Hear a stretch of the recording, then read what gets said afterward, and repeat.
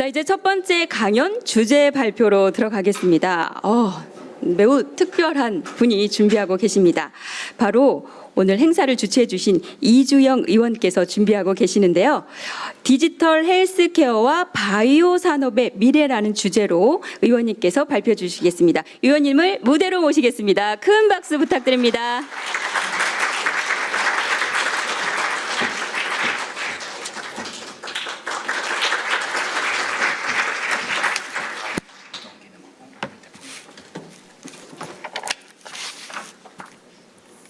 수기 감사합니다. 저는 개혁신당 정책위의장 맡고 있는 이주영이라고 합니다. 오늘 바쁘신 가운데 참석해주신 여러분들께 진심으로 감사드립니다.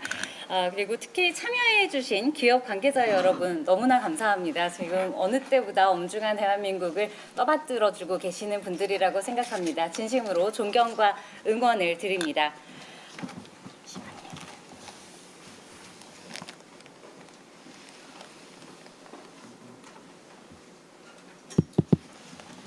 제가 먼저 한 말 다 들으셨죠? 다시 하지 않겠습니다. 저는 개혁신당에 소속되어 있습니다. 개혁신당은 대한민국에서 가장 젊은 정당입니다. 오늘 구글에서 로봇 준비해 주셨죠? 근데 구글에서 준비해 주신 로봇 컨설턴트가 저를 무려 32살 여성이라고 해주더라고요. 그래서 저희 실제 나이는 네이버에서 가장 자세히 알고 계실 것 같긴 한데 저는 오늘부터 구글의 기술력을 신뢰하도록 하겠습니다. 가장 젊은 사람들이기 때문에 저희는 대한민국의 가장 긴 미래를 준비하고 있습니다. 그리고 과학을 이해하고 또 기술을 사랑하는 정당으로서 오늘 포럼이 미래 과학 강국 대한민국을 여는 새로움의 시작이기를 바랍니다.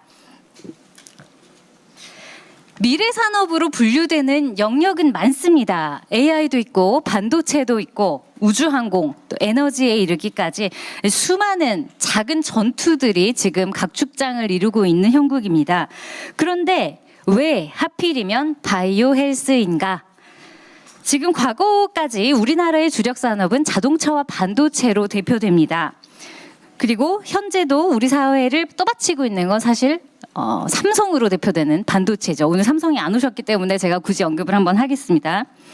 그런데 전 세계의 마켓쉐어를 보면 지금까지는 이 자동차와 반도체 둘을 합친 것보다도 바이오의 역량이 더 큽니다. 그래서 자동차와 반도체가 각각 6천억 달러 정도의 규모를 보이고 있는데 바이오 같은 경우에는 1조 6천억 이 넘는, 그리고 심지어 연평균 6% 이상의 성장률을 보이면서 아마도 5년 이내에 2조 2천억을 돌파할 것으로 예상이 됩니다. 아마 단일 품목으로는 가장 거대한 것이 아닌가 합니다. 지금 상승세를 보면 아시겠지만 코로나를 지나면서 증가할 수 있는 부분도 있었지만 또 감소될 수 있는 부분도 있었을 텐데 바이오 제약 그리고 헬스케어 부문만큼은 기복 없는 꾸준한 상승세를 보이고 있음을 알 수 있습니다. 영역도 넓습니다. 지금 우리나라에서는 의료와 건강이라는 관점에서 보고 있지만 사실 제약, 바이오, 헬스케어라는 것은 아주 깊게는 농업에서부터 아주 가깝게는 화장품이라던가 개인용 소모품에 이르기까지 아주 넓은 영역을 가장 다양하게 아우르고 있는 영역이기도 합니다.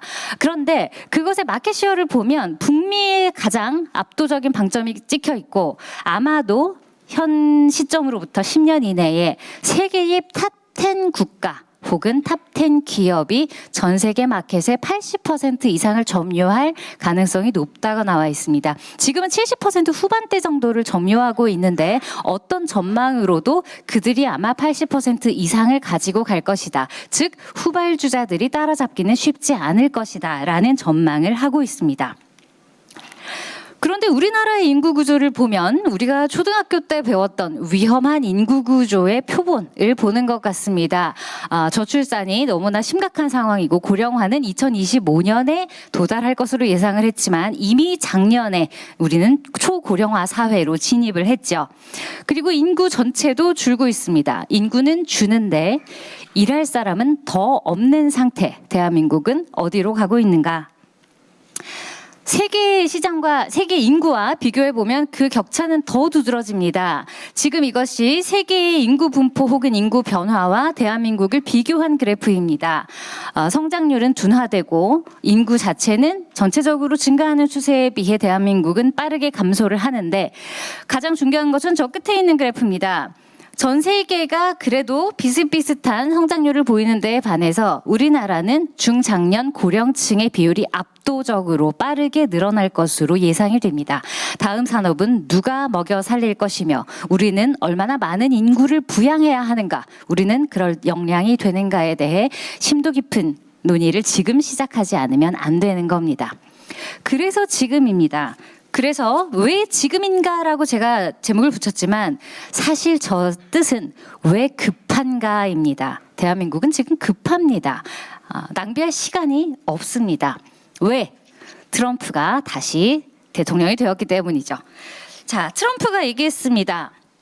내가 사랑하는 말은 하나님, 아내, 가족, 사랑, 다음으로 좋아하는 단어가 관세다. 별로 안 사랑하는 것 같기도 하고. 그리고 또 얘기했죠. 70년 동맹을 내세웠지만 한국경제사절단이 홀대를 받고 왔다. 이 이야기가 지난주에 신문 기사를 강타를 했습니다. 돈을 압도하는 가치라는 건 이제는 존재하지 않는 겁니다. 실제로 제가 대사관 측에 있는 관계자에게 여쭤봤습니다. 우리가 이 다음 세계에 함께할 수 있는 공동의 가치가 무엇이겠느냐? 대답을 못 하셨어요. 무역밖에 없는 겁니다. 트럼프가 하는 말 중에 가장 자주 나오는 것은 하나가 위닝이고 하나가 reciprocal입니다. 상호주의로서 본인들에게 이익을 가져다 주지 않으면 우리도 당신들에게 이익을 줄 수 없다는 겁니다. 그 단순한 명제를 파고들 만한 가치가 과연 무엇이 있는가? 자유와 민주주의를 이제 더 이상 우리는 활용할 수 있는가? 고민을 해야 하는 시점인 거죠. 그렇기 때문에 다른 나라는 준비하고 있습니다. 일본은 빨랐고 인도는 숙였다. 각자의 나라에 맞는 여러 방식이 있을 겁니다만 그렇다면 대한민국은 빠를 것인가 숙일 것인가? 그 중에 무엇을 선택할 것인가? 혹은 우리에게 다른 길이 있는가? 문제는 이겁니다. 반도체 다 추월당합니다. 배터리 만만치 않습니다.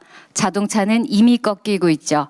왜냐하면 이미 대체 가능한 품목들이기 때문입니다. 그리고 더 이상 떠오르는 산업이라고만은 할 수 없기 때문입니다.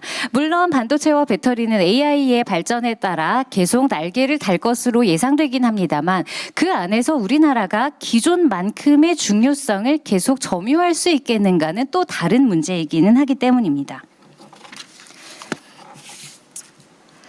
그런데 성장률은 이렇게 떨어집니다. 심지어 1% 전망까지 나옵니다. 굉장히 충격적인 수치입니다. 물론 각국의 경제가 발전할수록 높은 성장률을 보이기 어려운 것은 맞습니다. 그러나 우리나라 인구 변화를 고려할 때 1%의 전망이 나오고 2072년 저 숫자가 우리나라 국민연금의 고갈 시기와 거의 비슷합니다.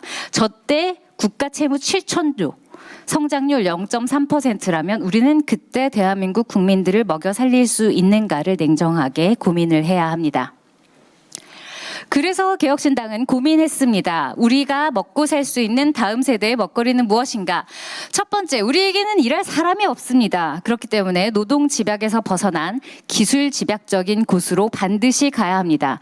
두 번째, 그러나 AI는 언어라던가 전력이라던가 하는 문제가 있죠. 우리가 뛰어넘을 수 없는 벽 혹은 짊어지기 어려운 짐들이 있을 수 있습니다. 그렇다면 우리가 이미 비교 우위를 어느 정도 선점하고 있는 곳에서 빠르게 치고 나가야 합니다. 그렇다면 여기에는 또 하나가 들어옵니다. 후발주자들이 오히려 함부로 못 들어오는 곳이어야 한다. 우리나라가 꾸준히 비교 우위를 점하기 위한 전략일 수 있겠죠. 그리고 중요한 건 이겁니다. 하나의 성공으로 거대한 파생 경쟁력을 창출할 수 있는가. 우리는 작년에 위고비의 예에서 아주 좋은 사례를 이미 경험한 바 있습니다. 위고비의 블록버스터급 신약 하나의 힘. 그래서 덴마크가 얼마나 발전하였는가. 하나의 제약사, 하나의 약품, 하나의 기술이 국민들을 얼마나 윤택하고 부강하게 할 수 있는가를 우리는 이미 눈으로 본 적이 있죠. 그리고 우리에게는 수많은 강점이 있습니다. 기타 기술 분야, 보건의료 데이터, 정보통신 이렇게 골고루 모두 발전해 있는 나라는 생각보다 많지 않습니다. 저는 대한민국에 대해서 여러 면에서 여전히 자부심을 가지고 애국심을 가질만 하다고 생각합니다. 그래서 여러분들이 너무나 잘해주고 계십니다. K바이오, K제약, K헬스케어가 날아오릅니다. 물론 관세의 영향에서 여전히 자유로울 수만은 없을 겁니다. 실제로 글로벌 제약사들을 트럼프가 불러 모아서 미국 내에 생산시설을 구축하지 않으면 관세를 물리겠다고 협박도 했죠. 생산시설을 트럼프가 계속 강조하는 이유는 그겁니다. 앞으로도 꾸준히 미국 내에 기여를 하라는 겁니다. 그냥 지금 수출하고 지금 돈으로 하는 것이 아니라 우리 국토 내에 거점을 만들어서 계속 여기서 하라는 이야기입니다. 아주 중요한 분수령에 처해 있는 겁니다. 그러면 우리는 무엇을 준비해야 하는가? 문제는 이겁니다. 정부, 국회가 할 수 있는 일이 뭔가? 제가 오늘 축사를 뺀 이유는 그겁니다. 국회의원들을 불러놓으면 좋은 법과 제도를 만들겠다고 축사를 합니다. 제발 하지 말라고 하고 싶은 마음이 굴뚝 같습니다. 왜냐하면 국회는 반드시 기업보다 덜 전문적입니다. 정부는 반드시 기업보다 느립니다. 시장은 기업보다 창의적이기가 어렵습니다. 전 세계에서 글로벌 바이오, 헬스, 디지털 케어 이런 부분에서 선두를 점하고 있는 국가는 얼마 되지 않습니다. 생각보다 적습니다. 그 안에서의 싸움인데 치열한 싸움인 겁니다. 선두 경쟁이라는 건 원래 후발에서 선두로 올라서는 것보다 훨씬 더 어려운 법이거든요. 그런데 정부 지원은 이렇습니다. 한국, 미국, 일본, 유럽. 제가 일부러 한글로 박아놨습니다. 눈에 보이기 쉬우시라고. 이게 1년, 2년 축적이 될 겁니다. 이미 5년, 10년 축적이 되었습니다. 미국, 유럽, 일본, 대만, 중국 할 것 없이 정부 정책으로서 강력한 정책들을 추진 중입니다. 기업들을 지원하기 위한 정책들을 추진 중인 겁니다. 미국은 타부처 대비 미국 보건복지부에서 예산 요청액에 대해서 가장 높은 증가율로서 지원을 합니다. 일본은 전체 건강의료전략추진본부를 문부과학성, 후생노동성 연계해서 정부 통합으로 프로젝트를 지원하고 각 기업에 직접 투자하는 방식 그리고 건설까지 지원하는 방식으로 에이메드 예산을 투여하기 시작했습니다. 대만은 아예 정부 주도로 바이오 CMO 기업과 TBMC를 구축을 했습니다. 인도 마찬가지입니다. 인도는 이미 제네릭 부분에서는 거의 압도적인 상황이죠. 그리고 인도는 앞으로 어떤 포텐셜을 보여줄지 모르기 때문에 더 무서운 나라이기도 합니다. 모두가 앞서 나가고 있고 우리나라만 독보적으로 할 수 있는 건 생각보다 많지가 않은 겁니다. 우리나라가 현재 우위를 점하고 있는 것은 CDMO 그리고 신약에 있어서 임상 시험 정도가 그나마 글로벌에서 5손가락 정도에서 왔다 갔다 하는 선두를 점하고 있는데 과연 그것은 언제까지 대체 불가능한 영역으로 남을 것인가? 그렇다면 우리는 신약 개발에 있어서 어떤 정도의 포텐셜을 가지고 있는가? 지금은 미국에 비해서는 7년에서 10년, 중국에 비해서도 1년 이상 뒤진 것으로 보고가 나오고 있는 실정입니다. 문제는 AI와 마찬가지로 앞으로는 그 갭이 더 빠르게 커진다는 점입니다. 지금 지원하지 않으면 내년은 더 큰 돈을 들여야 하는 것이 바이오 생태계입니다. 그런데 한국은 이런 상황입니다. 전체 예산은 전년 대비 13.2% 증가한 것 같지만 그건 재작년에 하도 많이 깎아서 그렇습니다. 그리고 그 외에는 과기정통부, 산업통상자원부 다 감소한 실정이죠. 그리고 아직 예산안은 확정되지도 못한 상황입니다. 그래서 여러분을 모셨습니다. 여러분밖에 희망이 없습니다. 제가 다시 한번 말씀드립니다. 정부는 기업보다 느립니다. 국회는 기업보다 비전문적입니다. 시장은 기업보다 덜 창의적일 겁니다. 여러분만 믿겠습니다. 여러분이 대한민국을 위해 무엇을 할 수 있는지 이야기해 주시고 제안해 주시면 열심히 듣겠습니다. 우리나라 기업뿐 아니라 글로벌 기업들 또한 대한민국을 시장으로 또 대한민국을 거점으로 나아가 대한민국을 더욱 부강하게 할 수 있고 전 세계에 기여할 수 있는 방법 개혁신당이 함께 찾고 싶습니다.